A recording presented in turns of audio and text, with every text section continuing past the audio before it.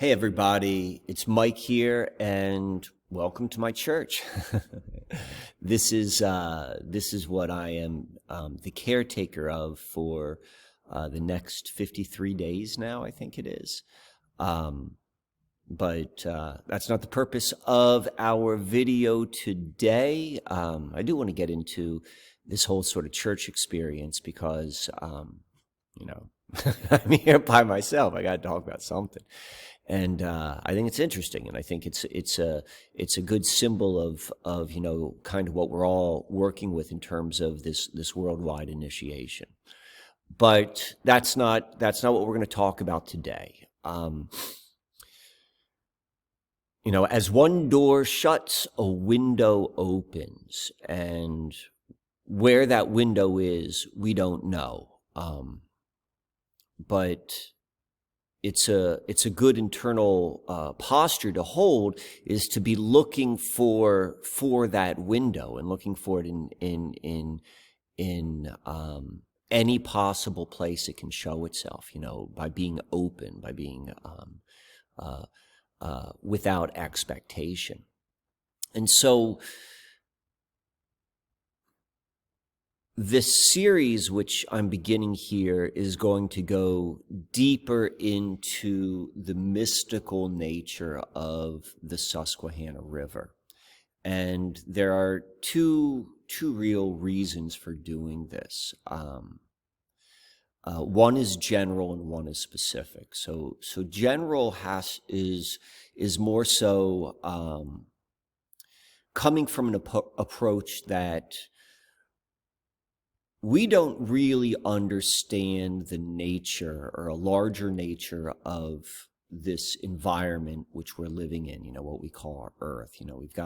We definitely have stories that have been told to us, and they make sense, but and they could even be factual, but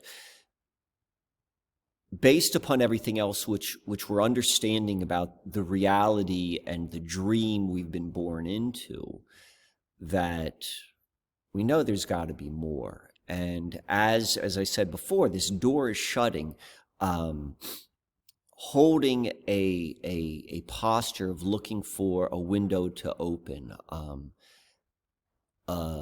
a new understanding perhaps of our reality, and I don't mean that necessarily like in this abstract way, but more so like in a very practical way, like something which has been hiding in front of us, something which works for us, or works with us, or what we work with,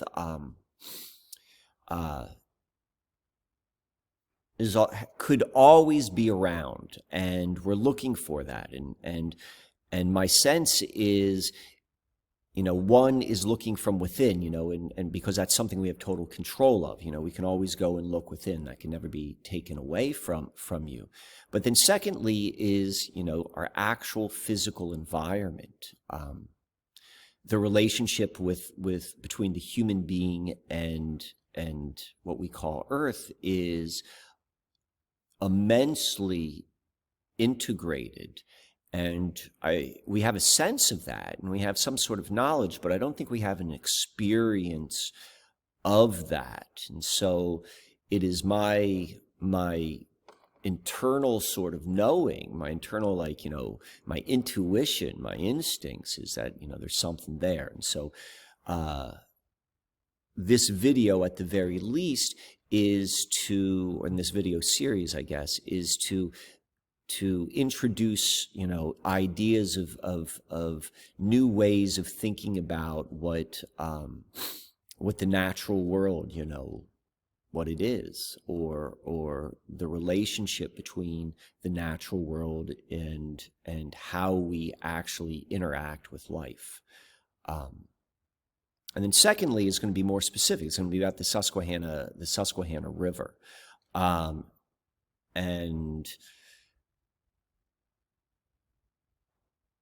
there appears to be there are a lot of indications and signs of this river of having immense significance.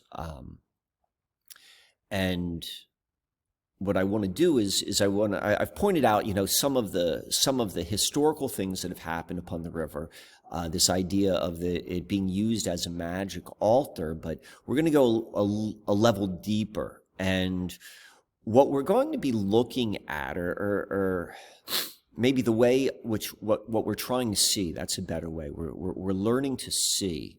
And I'm just going to tell one small piece of this story, because there's a lot to this story, and I want to go in piecemeal so that it can be digested. But the idea is that there's something uniquely specific to all of humanity, all of us who are living on Earth, to this river. And it's undoubtedly true from an abstract level, because it's the birthplace of computers, of three-wired electrical distribution, and of globalism. So if any of those three things you have been touched by in your life, well, you're connected. But I think it goes much, much deeper in a much, much stranger way. And to be able to take these data points and not necessarily like hold on to them specifically, but look at them as a whole, and to be able to look through them. Like the analogy of the magic eye 3D art pictures is exactly what we're trying to do, but not so much physically with our eyes, but more so with our inner eye, with our inner vision, to be able to see something of a higher nature. I mean, that's what the 3D eye is. You see like the lower nature, which is like what appears to be these squiggly lines and so forth. But if you're able to see it correctly, something else begins to show itself. And so we're going to begin this is a fascinating story, what we're going to go in today. And this is going to be new information for people who've been following along. Side note, it's highly recommended to watch the video, The Goddess Susquehanna, because that's going to complement a lot of this information which I'm talking about right now. I'm going to circle back to a lot of the information from The Goddess Susquehanna in parts like 2 and 3. But before then, if you want to watch that video, that might be helpful.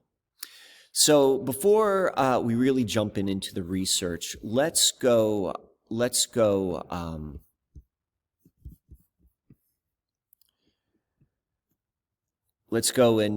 reintroduce this river on a physical level. Pennsylvania, New Jersey, Maryland, Virginia. This is Washington, D.C. This is Philadelphia. New York City is right here. This is known as the North Branch. This is known as the West Branch. This is the Lower Susquehanna. And this is its flooded valley, which is an estuary known as the Chesapeake Bay. And as we're going to talk about a lot of the syncromystic stuff, like one of the nice ways to ground what I'm talking about, so it's not all just like kind of like woo-woo etheric stuff, is remembering like some of it's the tangible or objective physical truths of this river. Because what I'm getting at is that on some very, very like deeper level of reality, that this river is immensely significant to the human experience. And if that were the case, that's kind of like a theory. Let's go look at that like a theory. This is the conclusion I made based upon all of the research which is out there. But if this is true, well, then there should be some objective markers which are going to be in harmony with this kind of synchromystic markers. And so we're going to begin with that, just to ground everything which we're going to go into. And the first thing is the age. The Susquehanna River is one of only 5 rivers that are estimated to be over 300 million years old. Without getting into what does the oldest river mean, without getting into any of that, we could just recognize that this is unique just from that perspective. The second marker, like right at the main source location, the main source is Cooperstown, New York. Like a handful of miles from Cooperstown, New York is Herkimer, New York. And if any of you are, aficionados of crystals or gems or minerals or anything with rocks and stones, you're probably familiar with Herkimer because it is this place, the only place on the earth where these what they're called Herkimer diamonds, this very unique form of quartz crystal where it's got 2 points, not 1 point, 2 points, has water clarity. This is where they naturally form. And so if you could just imagine from just like a physical marker, like if you're going to go and like walk around Earth and you go and you see stones like this, which you don't see anywhere else, it's an indication of there's something unusual. There's something happening here, which is objectively like, beautiful. This is undeniable. You go and take a handful of all sorts of other stones you find and compare it to these as they naturally show themselves. This isn't a cut stone. This is, an exquisite example of a Herkimer diamond. But stones like this naturally occur at the source location of this river. Third thing, as we talked about before, is the Chesapeake Bay. This enormous estuary of a literal manifestation of biodiversity, of life, of manifestation upon Earth. And then lastly, here's another view of the Chesapeake Bay. Like right here, this is indicating the size of a crater. This is under the water, and there's indications all over here. But, apparently even the heavens is recognizing that this is a significant piece. So that's real. That's tangible. So now let's go and jump into the syncromystic. And we're going to begin with Disney, right? If you're watching this, about Disney. And Disney is they want to capture the imagination. They are arguably at the peak of mainstream inversion culture creation, particularly as it relates to to children. But that being said, they're very effective at what they're doing, and so by understanding that, we recognize that we can still gain insight into the scenario, the situation, the environment we're in by looking at Disney and looking at clues. At the very least, they're just inverting a truth. They're twisting it, they're bastardizing it. But when you begin to have eyes that see, and that's both a literal phrase, but it's also metaphorical, you can extract the truth from the inversion. And so let's go look at some of the clues. We're going to begin with the movie Pocahontas. Pocahontas is a very energetically charged film. We know that just because it was immensely popular. A lot of people have very, very strong, childhood memories associated with it. And then also it's charged on the negative because, its telling of history is inaccurate. It's arguably, it's insulting, and there's a lot of anger around how this story was told. So, looking at it not so much from that level in terms of factual truth and that, but mostly from a larger level of the amount of energy and the quality of energy associated with this film. This is pretty charged. And so Pocahontas, there are two things. So the first thing is it's the 33rd animated feature of from Disney, and Disney is an animated film production company, in its most basic sense. And so this is kind of their premier sort of product, animated feature films. And the 33rd film is this is a company where they're very esoteric, and their understanding of numbers is very important. And 33 is, we also know, is very important to them as well. The 33 Club, which they have in their parks, regardless of what they are and anything like that, we just can say with certainty that 33 is significant. So we know the 33rd is going to be important within their value system, and this is what Pocahontas is. We know it's got all this energy. And Pocahontas ties directly to our Susquehanna mystery, because Pocahontas is a fictionalized account of her historical encounter with Englishman John Smith and the Jamestown settlers. You know, right here, this is our magic map. You know, go look at, make certain you watch The Secret on the Susquehanna. You'll understand who's behind the map. You'll understand why this is so significant. And within this map, there's all sorts of codes. In later episodes of this, we're going to go into more codes. But for now, let's go point out right here, this drawing in this couple, or in this corner, is King Powhatan. This is retelling the story of John Smith in front of King Powhatan, or Chief Powhatan. And, you know, this is where the supposed Pocahontas myth begins. We could see right here, you know, her father is Chief Powhatan right here. This is our connection. We can also see her official title was Princess Mataoka. You know, I hope I'm saying it somewhat correctly. But the point I'm trying to make is, we're seeing this story within Disney, or this connection within Disney storytelling, and particularly with a very important storytelling within this map, which corresponds. This map is of the Susquehanna, the Chesapeake Bay, and we can see how it's connected.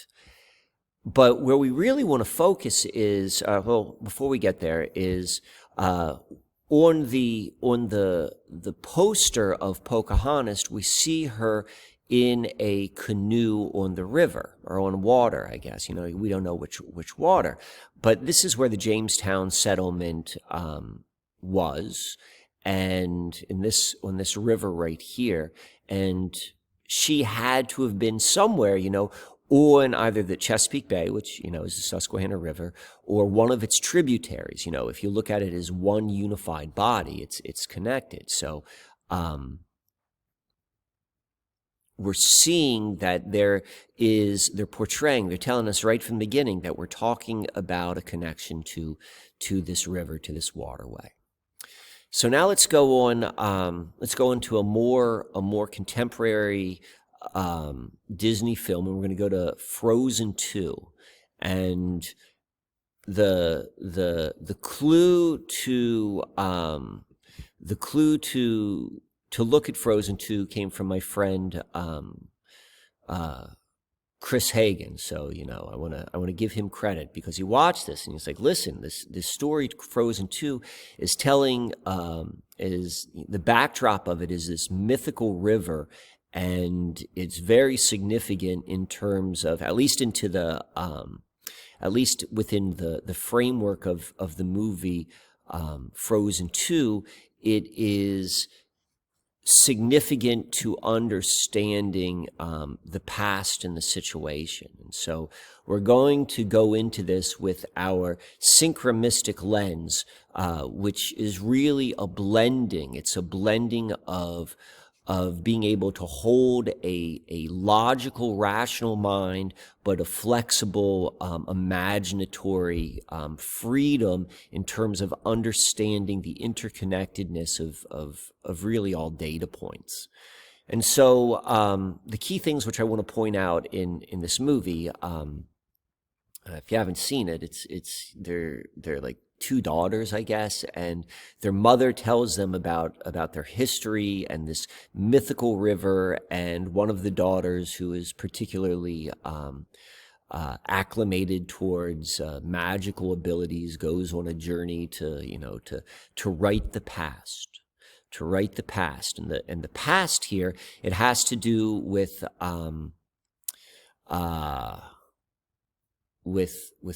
two groups of people. the people of Arundel and their neighboring tribe of North Oldra, and it's presented as like the North Oldra folks are like traditionally how we would think of as traditional native people, like people who live in a much closer relationship with Earth. And then we see this Arundel people, it seems to be more of like this European tradition with like castles and kings and stuff like that. And this has to do with the damming of the river, and that's another topic, but I think that's significant. And the movie deals with like battles, and it deals with royalty, and it deals with magic. And these stones here are rather symbolic symbols, and I think the stones were representations of the different elements. I saw the movie just once, but I just remember these stones. So we're going to come back to these stones in a moment, but this is the last part of this movie before we're going to see how this really connects to the Susquehanna, because it's very interesting. But in this song from the movie, All Is Found, sung by Evan Rachel Wood, and we're going to conclude with looking into Evan Rachel Wood a little bit deeper. But it says, there's a river full of memory, for in this river all is found. Lay the answers in a path for you. She will sing to those who hear, and in her song all magic flows. But can you brave what you most fear? Can you face what the river knows? And so when I'm talking about, as a door shuts, a window opens, the lyrics, and maybe not taken too literally, but taken more so of like what it's suggesting. It's suggesting that there's something deeper here, and there's a history here, and it's hidden, and there's a painful past. Let's say there's a facing of fear, and I think, and we're also going to see how this really ties into this moment in time which we're experiencing in this initiation. So. Let's go one step deeper. So, where can I move this? The name Standing Stone was given to this locality by the Indians. We're talking about this stone right here, and this is the Susquehanna River, on account of a very remarkable stone which stands at the river near its right bank. This stone from top of the bed of the river is 44 feet high. The stone from the top to the bed of the river, so I'm not certain what bed means. Is that the bottom of the river? Probably so.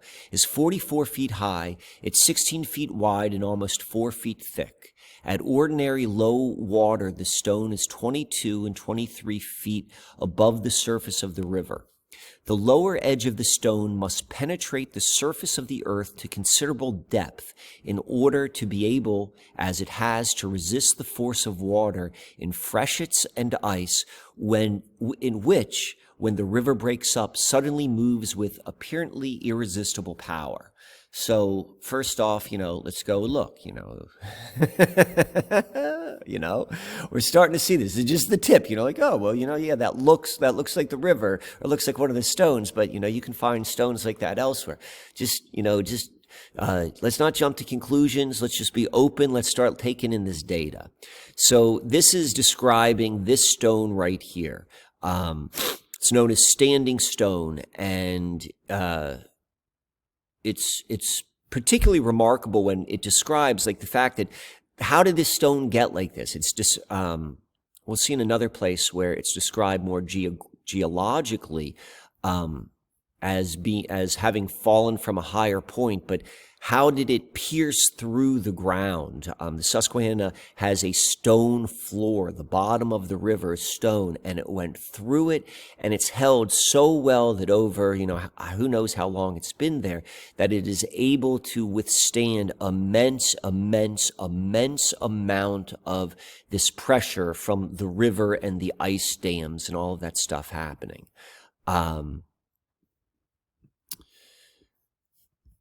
Here is, and all of this comes from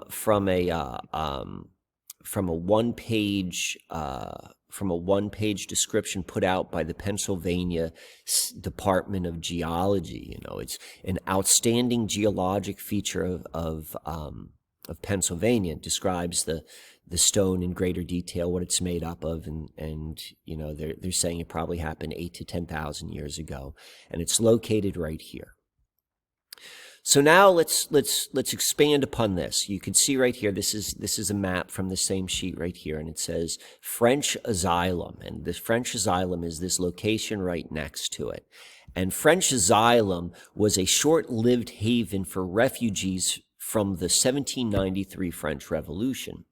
And so right now, when we think of refugees, you come to mind like probably someone who, the images which have been put forth on TV, people whose lives have been destroyed, probably without, any money to their name, without any, just what they can carry on their back.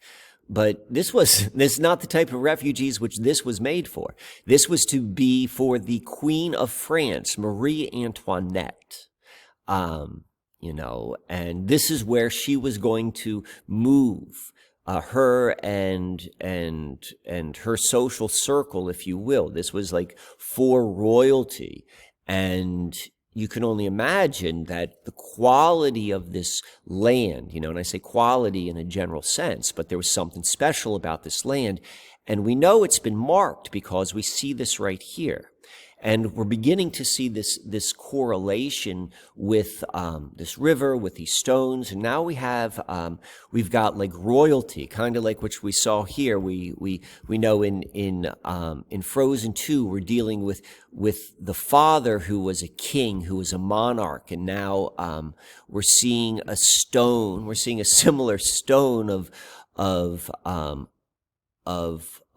mystery as to how it got here. And it's located at what was to be the home of at least how history presents her, like a real nasty human being, all of the worst things you could imagine in a monarch, incredibly selfish and greedy and unkind and all of the things which let them eat cake, sort of seems to imply, though. From what I understand, that's not really what was said, but regardless, we can see there was this area with the standing stone is associated with a queen. And let's go look where we are. This is where French Asylum is. This is Scranton. Go see the Scranton videos. Look into Scranton. They're telling us, they're pointing at this mystery of this mythical river. We don't know what exactly a river is, but the clues are certainly there. And this area, though, it's, we talked about what I would call like an artificial queen. But this area is also home to a native queen, and she was known as Queen Esther. And there's not really that much written about her, but there's enough that we can gather some information to make some inferences.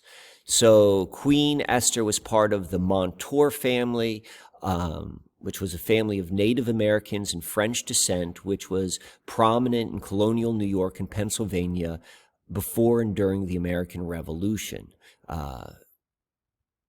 Because of the Iroquois practice of reckoning descent through the female line, the family is known as Montour after the matriarch. And so Queen Montour, she was known as Queen Esther, and she was the eldest daughter of French Margaret. She married Ecoguhund, chief of the Munsee Delawares. So the Delawares is the anglicized. I'm not pronouncing it right, but it means like when the English version of the name of the human beings who are known as the Lenni Lenape. And I get a lot of comments about Ross Ben and Ross Ben's work, and yes, I'm obviously I'm familiar with it. And I see these two, his research and my research, as being immensely integrated. You know, we're talking about the same history, we're talking about the same place, we're talking about the same people, and we're looking at two different parts of the same sort of story. And so he talks a lot about the Lenni Lenape. And so this is the Munsee Delawares are a subgroup within the Lenape people. The Delawares are the Lenape people. And so we're dealing with the same. And so Queen Esther was married to the chief, and then she became the leader following his death. And her home was Sheshequin, now Ulster Township. All right, this is Ulster Township. This is Ulster Township right here.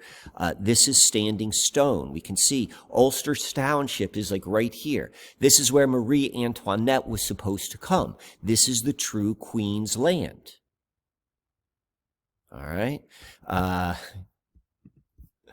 The people in the people in the Frozen 2, the native people in the in Frozen 2, they were known as North Uldra. So, you know, it's not exactly the same, but it hasn't been lost on me, this Ulster and Uldra, this phonetic similarity.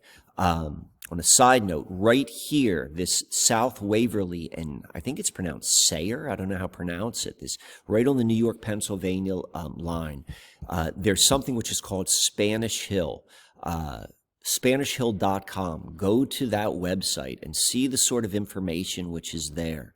I like the way the creator of that website kind of positions, you know, the lens which they look at the information which they're going to present. And there's some really interesting stuff there.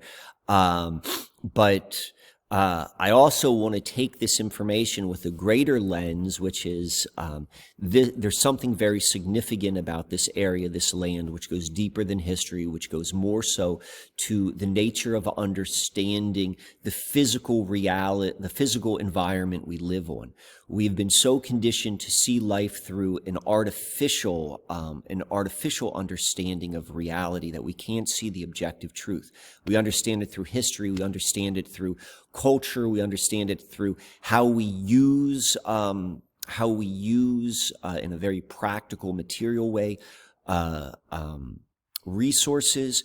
But there's something more fundamental, and beneath that fundamental is something which is more transcendental. And we have clues of this by looking at how ancient cultures related to rivers. You know, it's still our understanding of the ancient practice of river worship is still couched in an understanding from our modern world. But if we can free ourselves from that, not come to a conclusion for what it is, but begin to relax our vision in the same way we're relaxing our vision to see a magic eye picture, then something else may present itself.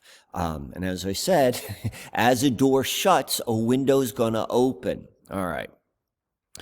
So this is where we've got this really strange Spanish Hill. This is where French Asylum is. This is where the dark, dark Scranton is. And this is where the Queen Esther lives. The true queen, the true royalty of this Standing Stone, not this nasty ass Marie Antoinette. Okay, so let's go back here. So she's probably best known, and I definitely recommend, if this is resonating with you, research this Queen Esther. I'm going to go in on the next slide into a guy who has done a lot of research, and he's done some fictional, historical fiction, and she's a character, and part of this remembering process is by putting our mental faculties to remembering this story. And as we begin to just take the information which is available to us, even though it may be incorrect, even though it may be partially accurate, we're beginning to align ourselves on the mental level with this history, this hidden mystery which is being revealed. And it's going to begin to show itself, particularly as you become aligned with it in these, this very mysterious way. So let me take a quick side note, and I want to use this as an example of how it can show itself. So part of the Queen Esther mythos is no one knows. There are a couple different versions of how she died. And one of the versions is that she died on Cuyahoga Lake in New York. This is one of the Finger Lakes. And, I'm just doing research, telling a story. But I've got a really strange personal connection to Cuyahoga Lake.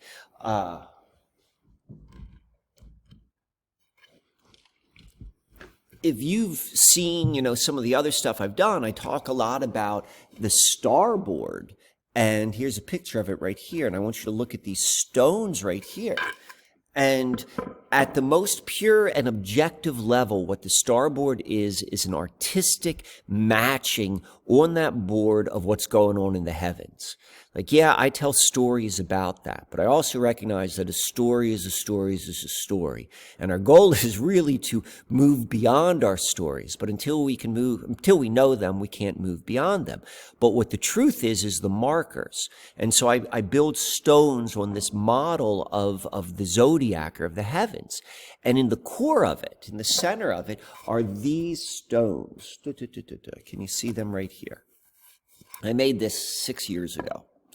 And those stones were from a trip which I took with my sons and my then family when they were 3 or 4. It was one of my favorite memories.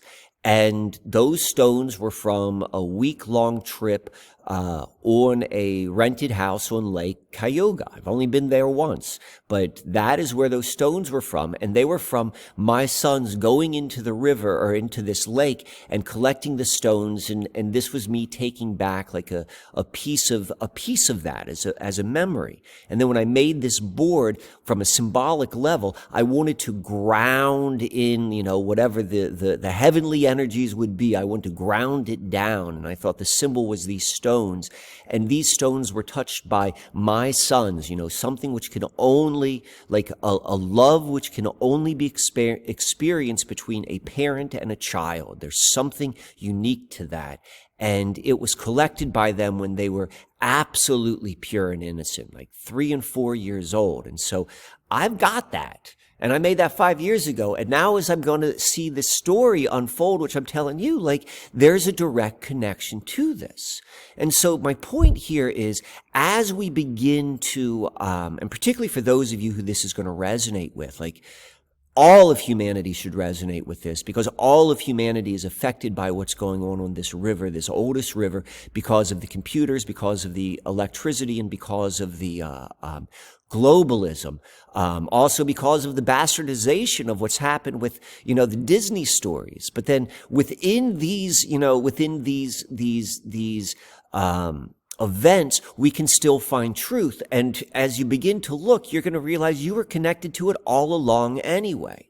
So, this is my connection with this Cuyahoga Lake. I've never been to Standing Stone. I plan to go to Standing Stone this summer.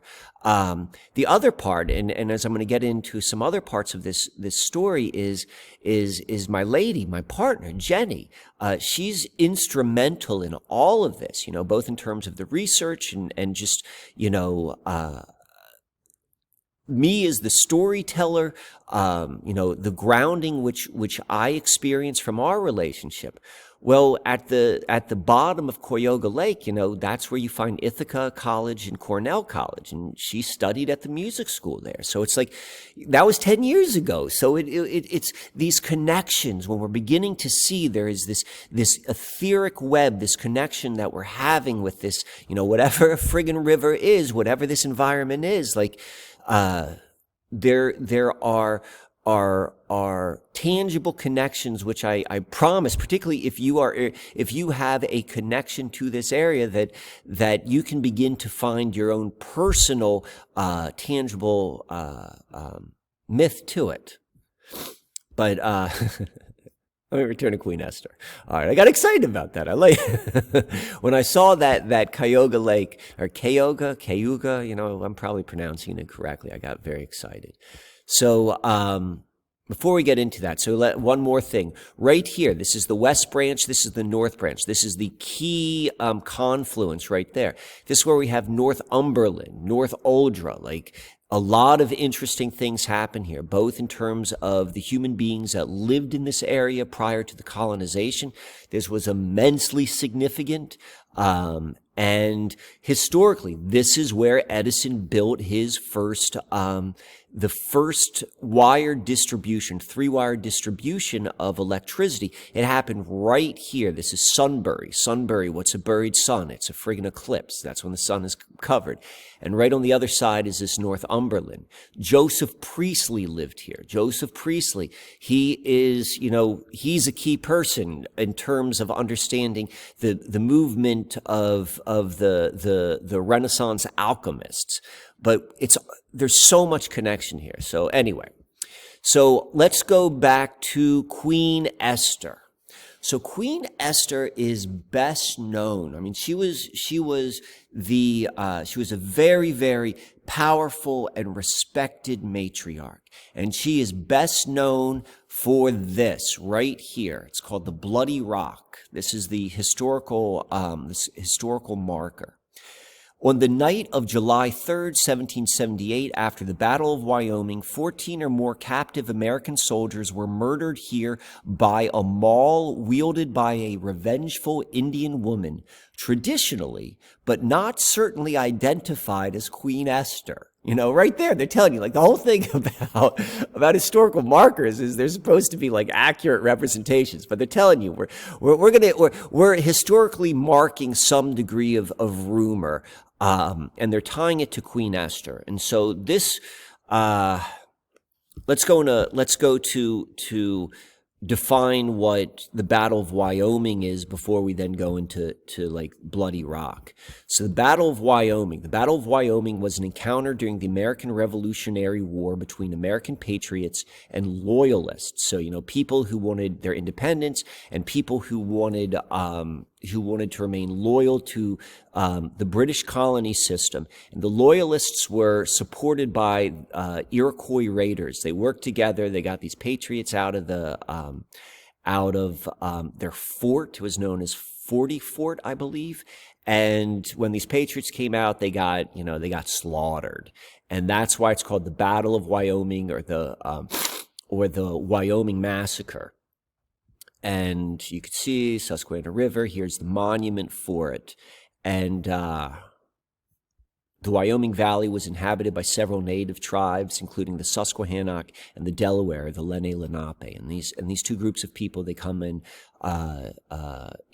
other parts of this story, but I just want to point out they're still there.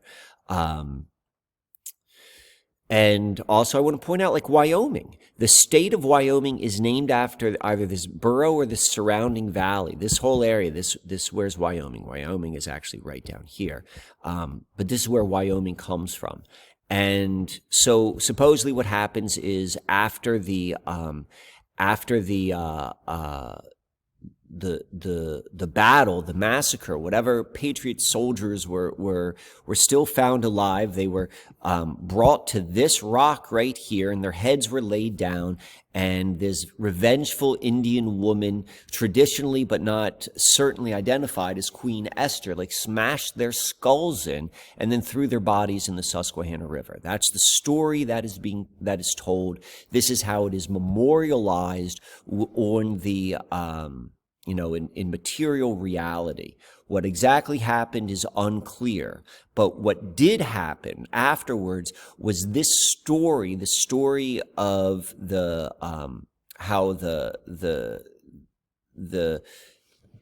beating of the brains in of these patriots, of these militiamen, was sensationalized throughout the colonies, and it was used just as today as certain stories are used to emotionally charge people to take up arms.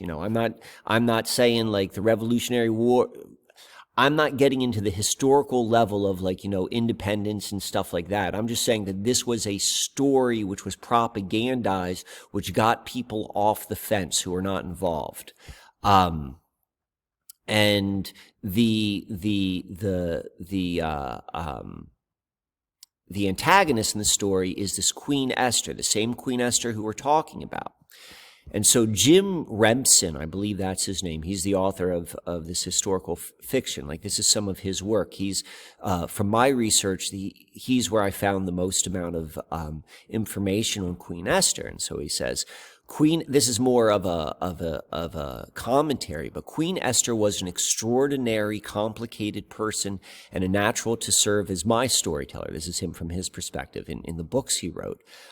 People still argue about her role in the Bloody Rock episode, even about who she really was. I found 6 different versions of her origins and lineage, and went with the one I found most credible, that she was full-blooded Shawnee. But was she a killer? There are accounts of Esther being a peace woman who had good relations with white neighbors for much of her life. Some say it wouldn't be like her to perpetrate a massacre of helpless captives, and that in any event she was too far away from the battlefield to the day. So the point I'm trying to make is, like, it's uncertain what's true or what actually happened, but what is here is this marker and this connection with revenge killing, and with a very significant patriarch. And this kind of plays into the, not exactly to this, to the story we're told in Frozen 2, but there's definitely like a lot of misunderstandings a lot of misunderstandings told in that tale. But we're going to go a level deeper, because like right now we're just gathering data. We're not making conclusions. We're not saying like, okay, this was this and this was that. We're just saying like, okay, these are the data points. So, here we go. This is Wyoming. This is Scranton. They're 11 miles apart. And also at Wyoming, we find the Institute of Hermetic Studies. The Institute of Hermetic Studies is, Mark Stavish's, his school, his institute. Mark Stavish, if you're familiar with him, he's an author and a scholar, very, very serious practitioner of the esoteric arts. In this institute, it gives instruction of its members in Hermetic arts and sciences, including Kabbalah, plant and mineral alchemy, Rosicrucianism, Martinism, and the Hermetic Order of the Golden Dawn. These are the same people, the same organizations that we're seeing like constantly throughout this story on the Susquehanna, and also throughout the story of what's unfolding is the transhuman agenda. And so we see that this location, this very serious location, or this very serious school is located in the same place, tied into this Bloody Rock story, which is intertwined with Queen Esther. And we see on this shot was taken from the website of the front page of the Institute of Hermetic Studies website, and we see that Mark Stavish is showing his connection here with Guy Ritchie. Here's a picture. After taping an interview in London with Ritchie's upcoming feature-length film on esoteric wisdom and teachings. And this gets interesting because Guy Ritchie, who's his ex-wife, who was Guy Ritchie married to? I'd be curious if he was married to Ritchie during the time of this interview. I don't know those dates, but Guy Ritchie was married to Madonna, and Madonna was, famously known in 2004 to claim the Hebrew name of Esther. Esther from the Bible. And as we're going to get deeper and deeper into this video series, we're going to see all about the goddess symbology and the significance of Esther and Ishtar and Semiramis and Isis and all of the all of the different names of the particularly the Western tradition of the goddess. Here we see Madonna dressed as, presented as Isis here. So now we've got Stavish connected to the guy who is married to probably the biggest, arguably one of the biggest names in the collective consciousness, and she is calling herself Esther, just, where this guy who is deeply, deeply connected into like these esoteric realms, whatever that may be. I'm not practicing, I research this stuff, but I've got an understanding of reality which may be considered magical, but I'm certainly not. I do not participate in what's known as magical operations. But I recognize that exists, and I find it interesting to understand reality by studying those who do. And this is someone who is, a scholar and an expert, and he is, at the place of Queen Esther. And as we saw before, Queen Esther is the true matriarch, the true monarch of this oldest river. So, and even more interesting, so Madonna is tying her name. Esther is a complicated concept because on the surface she's tying her name with Queen Esther of the Bible, and Queen Esther of the Bible is tied to the story of Purim. Purim is a revenge-killing story. It's not necessarily couched in those terms, but if you actually go and see what Purim's all about, it's about revenge killing. And if you dig a little bit deeper, you go and you see that the Purim story and the story of Queen Esther is actually just a retelling of the Sumerian tale of Marduk and Tiamat. And if you watch the goddess Susquehanna, and I'm going to talk this in future episodes, there is a direct correlation between 3 Mile Island, TMI. If you don't know what that is, it's the nuclear meltdown that happened on the Susquehanna 40 years ago. TMI and Tiamat, there is a similarity. So we're seeing over and over again in this mythological, unexplainable connection of like this really kind of like complex history of like murder and revenge killing and all of this kind of nastiness which human beings have done upon each other. That's what this movie is about, and that's what everything else which we're seeing connected with it. Also tied into the Queen Esther mythos is this ghost of Queen Esther and the curse of Queen Esther. I contacted Jim Remsen. I exchanged some emails with him, the guy who did this research, and I asked him if he was familiar with anything of this, the Queen Esther curse or the ghost of Queen Esther, and I wasn't certain like how out there he likes to get. I always try to couch my stuff is my questions when going out into the regular world is normally as possible. And he said that he has found no evidence to suggest that people ever believed in a curse or that there's, anything associated with it. But nonetheless, it has taken form, this curse has taken form, at least in the realm of Wikipedia. There's a certain level of reality where Wikipedia is real. I'm not saying it's it's an authentic reality, but it's a reality nonetheless. And in that reality, we see that there's this curse of Queen Esther. And interestingly, like what the curse is about is having weapons not being able to fire, which to me is it's it's a good curse. It's not this vengeful killing curse, and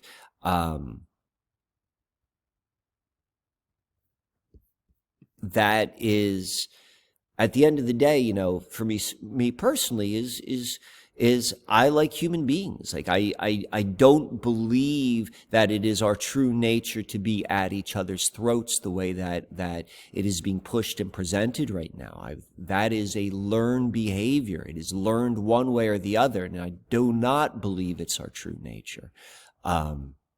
It's part of my understanding and what I align to during this time of mass initiation. And one of the reasons I'm so excited about, what is being hinted at within this unveiling of the Susquehanna mystery here. So now I'm going to wrap up this final section on this really, really wild, this really wild and complex element into this Susquehanna syncromystic mystery. And this is all the work of Jenny. She did this. She made these connections, and it's fascinating. So let's go back here. Let's go back to Frozen 2. This is Frozen 2. It's the story of a mythical river told by their mother to contain all explanations of the past. Okay. And this song kind of hints. It's like, and everything is interconnected. It's like, it's not one storyline. What we're beginning to see is through history and through symbology and synchromysticism, through personal experience, we're all connected to this oldest river, this river which is marked by the Herkimer diamond and marked by the craters. Like, we're all connected to it. And, I'm not saying this was done consciously. I'm saying that what we're looking at is the ability to find truth within an inversion put out by the beast system Disney itself. That's what we're doing here. This is the window. This is the window opening. And so we see that, the song here is providing guidance. And the song is sung by the mother, and the actress who played the mother is Evan Rachel Wood. So let's go look at Evan Rachel Wood. We see right here, she plays Iduna, maybe I'm pronouncing that correctly, the mother of Elsa and Anna. And it's she who clues you into this mystery. And so now is where it's going to get weird and complex, and it's like, and overlapping. So Evan Rachel Wood is also the character Dolores Abernathy from the Westworld. I haven't really watched that. I've seen a couple episodes series. And from what I've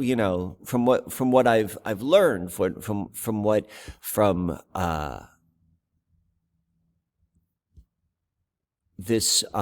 looking into this show, this Westworld, which is really significant right now, and I'll tell you why in a moment, that this character, this Dolores Abernathy, is significant because it's all about AI, right? That's what Westworld is about. And this character is the first AI. She was the first host, and from her, all other hosts are based. She is the mother. Think about that synchromystically. Think about that symbolically. The same mother who is the revealing of the story, the true story of the river, and the reclaiming of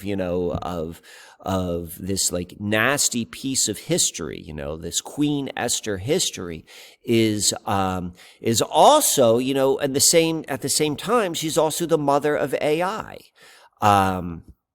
The reason why Westwood is so significant, I'm going to give you two reasons why Westwood is so significant right now.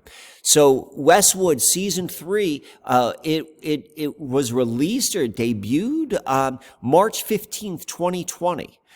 Which coincides exactly with March 13th. This was Friday the 13th. In my opinion, this was the marker. This was the Friday the 13th of this particular time of when the United States, President Trump declared a national emergency. And so 2 days later, then Westwood is released. And so the timing of these two is really significant.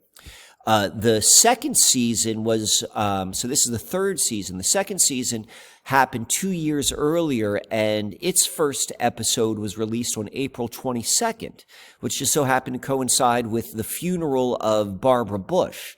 And for those of you who, that means something to you. If you know some of those stories, that's kind of interesting. But that's not, I want to go down this line more so about the AI line. This here is Sophia. If you're familiar with Sophia, the first AI global citizen, there's a real interesting similarity in terms of looks between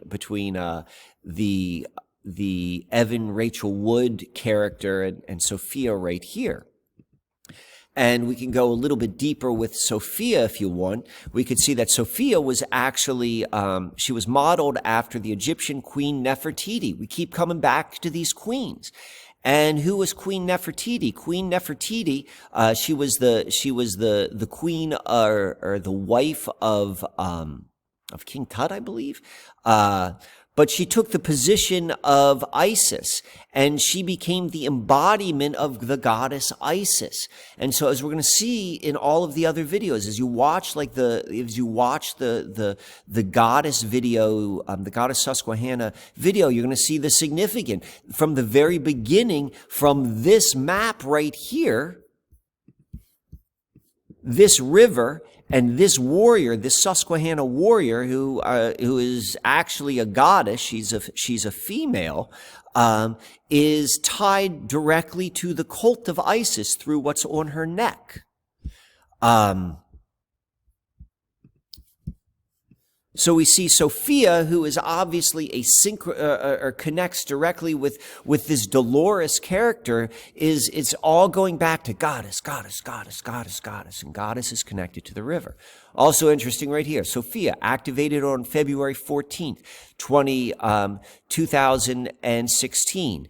ENIAC, the first computer which we find located on the Susquehanna River. It was dedicated, it was released to the public on February 15th. This Lupercalius, that is the state. That's why it's so significant. And so let's round it up with this, because we're talking about AI. And so probably the most powerful first introduction of AI into the collective consciousness is HAL 9000, the fictional artificial intelligence character and the main antagonist of Arthur C. Clarke's Space Odyssey. Appearing in the 1968 film 2001 Space Odyssey. So now we're dealing with all of this, this other, really tangible, touch points of where we are in reality. 2001, September 11th, Stanley Kubrick, Eyes Wide Shut, all of this stuff, fake NASA moon landings, all of that sort of things. And HAL. And so HAL is, the question has been put forth, in the documentary Room 237, they put out the idea that HAL is a hint or a nod at IBM. Just move the letters, each of these letters forward one letter. H becomes I, A becomes B, and L becomes M. IBM. And so why is IBM significant? Well, IBM, or Endicott, New York, is the best known as the birthplace of IBM. This is Endicott, New York, right here. Right here. There's Standing Stone. Right here. This is where Queen Esther was. Right here. This is Wyoming. This is where Bloody Rock was. Right here. This is where Spanish Hill is. You look closely. Here's Endicott. If you look, you could see right here this blue line. What is that blue line? It's the Susquehanna River. Right here, birthplace of IBM, birthplace of AI, symbolically. Right here, birthplace of the computer industry, of ENIAC, all on the same river, all connected in the strangest, most unexplainable way. So, as I end this first version, or this first episode right here of the great Susquehanna mystery, I